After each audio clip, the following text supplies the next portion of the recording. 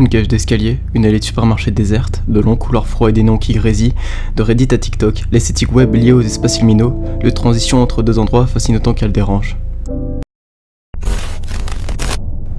Vous avez déjà certainement vu cette image, celle-ci ou encore celle-ci. Étrange, non ? Les espaces liminaux, liminal space en anglais, sont des places, des endroits, qui sont censés nous déranger ou nous rappeler de lointains souvenirs enfouis. Ils sont apparus aux alentours de 2019 sur 4chan. Vous avez probablement pu voir aussi ce genre d'images sur TikTok ou Twitter. De nombreux comptes en parlent ou sont centrés principalement autour de ça, avec parfois une sorte de roleplay.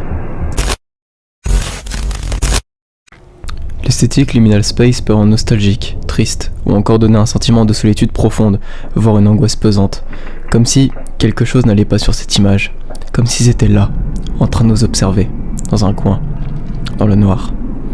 On se sent vite écrasé par ce sentiment d'inconfort et de malaise, mais on n'arrive jamais à mettre le doigt là où ça coince. Ce style joue aussi beaucoup sur les phobies, comme la claustrophobie ou la mégalophobie, voulant probablement accentuer ce sentiment de malaise et d'inconfort. Le liminal space inspire grandement des styles tels que le dreamcore ou le weirdcore, deux styles que j'apprécie tout particulièrement. Elles ont un style unique, très chaotique et reposant, comme si l'on se perdait involontairement dans cet univers, un océan d'idées profondes où l'on ne touche jamais le fond. Mais là n'est pas le sujet. La question que l'on se pose est: pourquoi est-ce que cela marche sur votre cerveau ? L'esthétique a pris de l'ampleur lors du premier confinement du Covid. La crise sanitaire nous a particulièrement fragilisés, nous maintenant en suspens, entre deux moments, deux états, tant sur le plan physique que sur le mental. Ce qui involontairement nous a atteints sur le plan psychique, nous faisant donner toute importance à un semblant de vie, comme l'a fait Animal Crossing New Leaf par exemple.